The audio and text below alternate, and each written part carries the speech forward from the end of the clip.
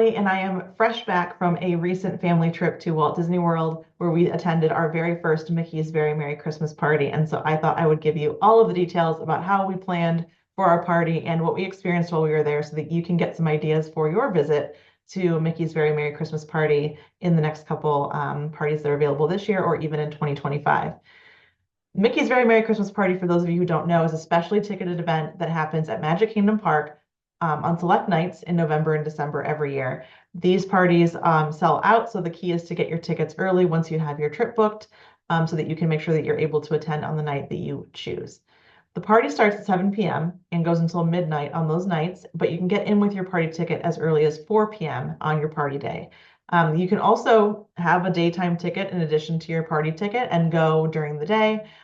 Depending on your family, your dynamic, or what you're looking to do, that can be an option. For me, it's definitely not an option for us. We had a 7 and 4-year-old on our trip, and so I just knew that trying to get them to stay up till closer to midnight would mean that we needed to have a little more of a chill day before we attended the party. So what we did was we actually explored our resort, took some time to just enjoy the scenery, a little more of a slow start, and then we were able to attend our party and make it for most of the night, which I was really excited about. So for Mickey's Very Merry Christmas Party, as I mentioned, you can get in as early as 4. And what I will share is it was crazy busy starting around 3 o'clock. I was watching the crowds just continue to build and build and build to the point where it was hundreds of people just waiting to get into the party at 4 o'clock. If you want to wait in line, that's a great option. You can get in there really early. However, I would actually suggest just planning to get there more like 4:45 or even 5 o'clock. You're still going to be there well before the party officially starts, and you can actually avoid some of those crowds. Once the gates open at 4, they do move really quickly, so I don't think it's necessary to get there at exactly 4 o'clock or even an hour before 4 o'clock to wait in those lines if you don't want to. So pro tip, if you're adverse to lines, as I am, especially with little kids, just plan to get there closer to 5. You're going to be fine. We ended up walking straight in, and we got there about 5:15. So be prepared that the transportation going to those parties may also be a little bit more congested. So we were staying at Port Orleans Riverside. We took the the bus, and it was definitely a crowded bus ride. So just keep in mind as you're thinking about getting there, give yourself a little more time than you would normally. Once we got into the party, they give you a wristband that you get to wear, and you need to wear it all night long. Everyone in your party has to have one. As the day kind of ends for the daytime guests and the party starts to pick up, there are multiple points throughout the beginning of the party where they will be asking, cast members will be asking for you to wave your hand so they can see that you're wearing a wristband, knowing that you are a guest that should be staying for the party. If you do not have a wristband, they will be escorting you, ushering you kind of out the other side of the park to leave the park by 6 p.m. So that period of time from 4 p.m. to 6 p.m. can be still kind of crowded. You've got your daytime people that are still there. You've got early party guests that have arrived. So a lot of that time is really best spent maybe riding a few rides or getting some food because there are a lot of food locations that will close down during the party. So if you want to get your meals in, that's a good time to do it. Kind of have your plan before you go. When you get your wristband, you're also going to want to pick up your party map. This amazing pamphlet has your map and all of the special details about what you can expect for your party. This includes special foods and treats that are going to be around, locations for where you can expect to meet characters. And basically it's broken down by land for you to see and kind of get an idea of what do you want to do in each part of the park and what are some of those special entertainment options as well. So make sure you pick up one of these maps. It's also in the My Disney Experience app, but honestly, when it's dark and you're kind of navigating through things, it's a little bit easier to use it on your phone, or have one of these maps handy and you already know kind of where you want to be. So as you walk in, they're going to continue to kind of usher all of the party guests to the right up Main Street. You're kind of going to skip Main Street by the castle, so you're not going to get that castle shot. You're going to turn closer to where the restaurants are, and they're going to kind of take you down this back alleyway-ish. They're going to have a DJ back there. It was really fun energy. There were some characters to meet, like gingerbread men. Snow angels were there to meet. Snope was falling. It was just super magical. And they're also going to give you your free included with your ticket, Mickey's Very Merry Christmas Party ornament that you will get for your tree at home. So there was a nice beginning way to start. As you walk in, there's tons of photo ops, and we kind of just worked our way back a little bit, and there's just great photo pass opportunities throughout that whole area. So definitely take advantage of that if you want. It is kind of a busy lane as people are all moving in and kind of getting into the park to where they want to be. So for us, I knew that the one thing we wanted to do at 6:15 was watch the Frozen Castle show. Just something that we don't always see, and it's a special event for the party. It actually starts before the party officially kicks off, and I thought, well, if we can't make it late at night, we can at least watch this first show. So we were able to watch it right in the castle hub area, really close to the front of the castle. Had a great view, enjoyed every moment of it. If you want to see that, I also have some video on my Facebook. Did a Facebook Live when we were watching that event. From there, it gets a little busy. It can feel a little crowded. Again, people are still leaving from the daytime guests, and everyone else is kind of figuring out, like, where do I want to go? So with our kids, we knew that we wanted to go explore Storybook Circus because there's a Santa meeting back there, which at the beginning of the party was already about a 45-minute to an hour-long wait. So kind of keeping in mind, like, what you want to do, you want to prioritize. We knew that we had another Magic Kingdom day during our visit, and so riding rides was not our priority at the party. We wanted to do all of the things that you could only do at the party. So seeing the shows, the live entertainment, the parade, the fireworks, some of the rare character meetings, those were the things that we really wanted to spend our time doing. And so we didn't really go hard and fast after the rides. With that being said, as we were working our way slowly with the crowds back towards Storybook Circus, everyone was kind of peeling off. And you could tell that there were two different directions. A lot of people went to Space Mountain and they were planning to get on that early overlay ride to see the lights lit up with that kind of Trans-Siberian Orchestra music that they have at Space Mountain during the party. So a lot of people went that direction, and a lot of others were going to Seven Dwarfs Mine Train, trying to get a lower wait time for that ride. So we thought, well, we're not doing either of those things. So we ended up randomly just walking directly onto Mad Tea Party. The kids love spinning the teacups, so we did that. Got light in my face from my window, so I'm gonna kind of move back a little bit, move forward a little bit, even better. So we went and rode the teacups and then worked straight back to Storybook Circus. Storybook Circus was really a nice addition this year to the party. A lot of lights, a lot of theming, and a lot of characters that you could meet back there. It really felt like a magical winter wonderland. It was a great place to kind of get away from some of the busier crowds, especially if you have younger kids. So we went back there. We rode Dumbo. Again, it was a walk-on. They said, which Dumbo ride do you want to ride? Because lightning lanes they're not being used during party nights. And so we got right on our Dumbo, flew around, saw all the lights lit up. It was so beautiful. And as soon as we got off, the party started. It was 7 o'clock.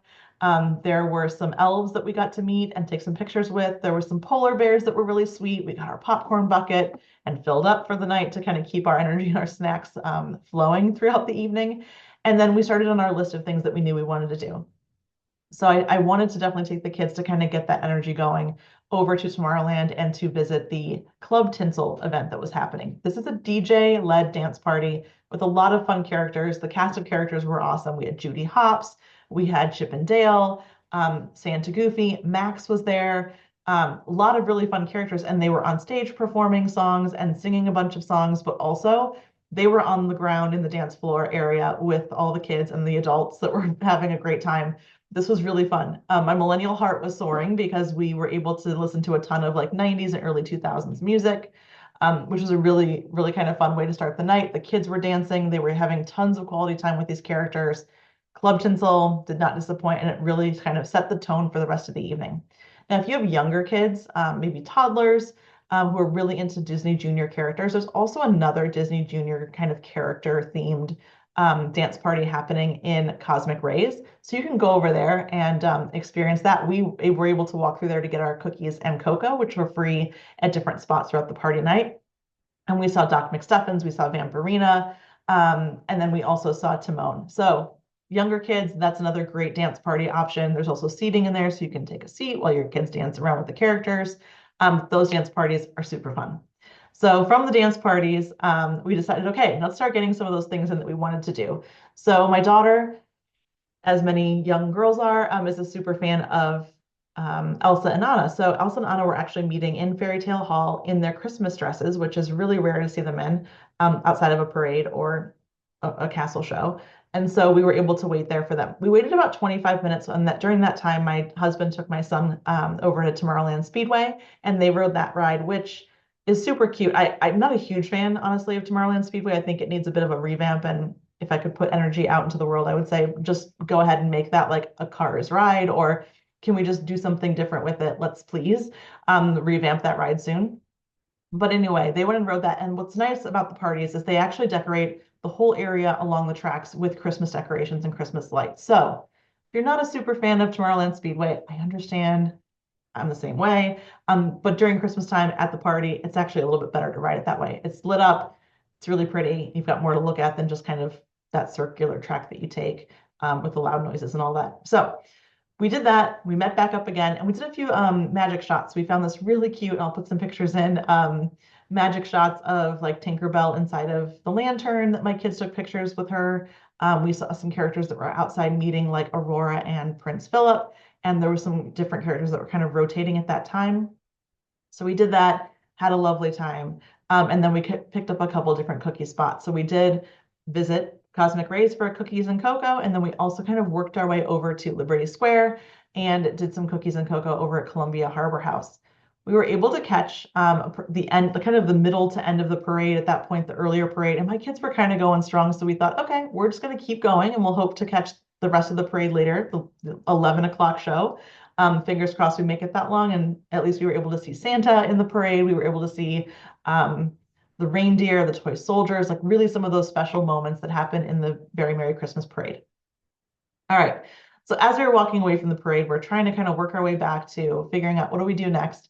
And we decided that it would be just good to cut through. And we came by the gazebo behind Liberty Square. And if you don't know, it's a common place for characters to meet. And we kind of just were happening across Mirabelle and Bruno, and they didn't have anyone waiting for them. So we quickly met with Mirabelle and Bruno, and it was probably my daughter's one of her favorite interactions throughout the entire trip. They were super fun. They were playing off of each other's energy, just kind of sharing like funny little stories with her. So Mirabelle and Bruno, you made our day. It was really special to kind of spend some time with them and get some photos. We also took some magic shots in Liberty Square. If you don't know, there's a really great magic shot location that they kind of use for both the Mickey's Very Merry Christmas Party and the Halloween party, where they'll superimpose in some extra characters for you. And so we had no idea who we were going to be pictured with. And as you can see, we were pictured with the Muppets, and it was really awesome. And it was a cute photo that we got to take home. All right. So as we were kind of working our way through our list of things that we wanted to do on this trip, we knew that we had to get a good spot for the fireworks. And the other thing that I knew we needed to do was my son, who is almost 5, is a super fan of Jack and Sally from Nightmare Before Christmas. Now, if you know, and you've been around a bit, you know that waiting in line for Jack and Sally can be really long at these parties because they only show up during these party nights. It's the only time to meet them. It's a really special character meeting. It's in Town Square at the very front of the park, right where you usually meet Mickey. And so we said, well, these kids are not going to wait for an hour. They're not going to wait for an hour and a half. We really got to time this right. So what we did was we actually watched the fireworks from the very back of Main Street, right in front of the big tree. And we got a great view of all of the fireworks. They were absolutely stunning. And as we were there, just kind of working our way through it, we watched the fireworks and we very quickly took a hard right and went into Town Square. And we only waited about 10 minutes for Jack and Sally at that point. So my advice would be if Jack and Sally are a must for you, maybe try to watch the timing with the parades, watch the timing with the fireworks, and try to meet them during a parade or right at the tail end of a parade or fireworks, because at that point, your wait's going to be so much shorter. And it was a really cool interaction. They have it all set up and decorated in a really cool way in there. They spent tons of time with us. It didn't feel rushed at all. And it was the very last thing that we did before we headed out at the end of the night. So I would say plan accordingly, but definitely take advantage of those times when parades or fireworks or other activities are happening to go visit some of those characters that otherwise would give you a really long wait. All right, that's kind of a quick overview of how we spent our time and just a few things that I learned throughout and kind of in hindsighting our experience. Definitely make a plan to eat a good dinner before you go. There aren't a lot of options, especially like kid-friendly options that are going to be open during the party. So it's really important that you get a good meal in, whether it's at your resort, at a monorail resort nearby, or even in the park before the party starts. You're going to want to be able to sit down, eat a good meal, because having all that sugar from the cookies and the cocoa and all the snacks that you may be eating and some of those special treats that are happening can really be a lot to handle if you don't have a good dinner in your tummy.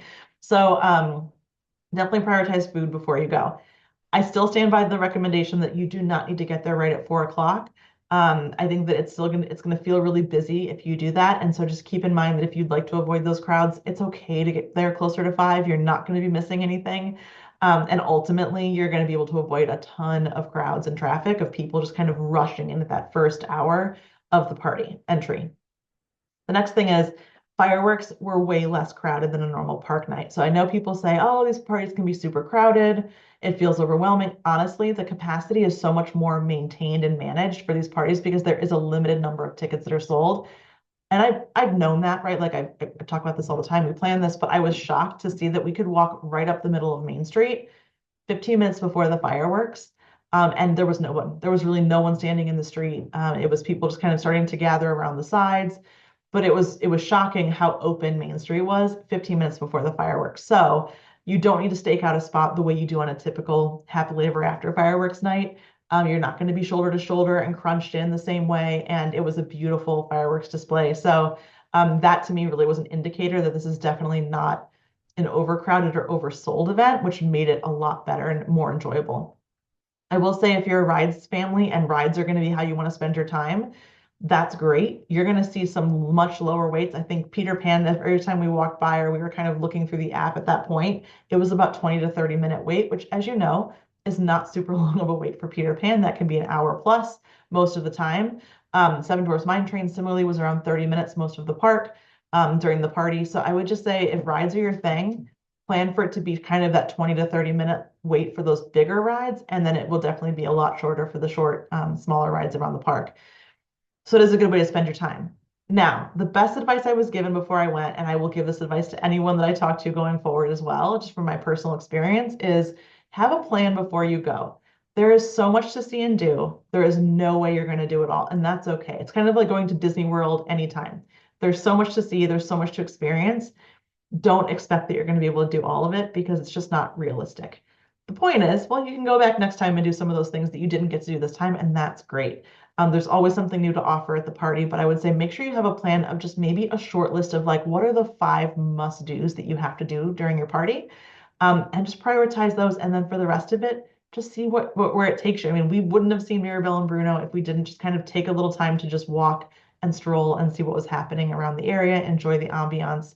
Storybook Circus, we never really spend a lot of time back there as a family when we're at the park normally, but it was a really magical place to spend, a little bit of time as the party started. So as I mentioned, have a list of 5 things you really want to do, commit to those 5, but also leave some room to just enjoy and experience and see kind of where the energy takes you throughout the night.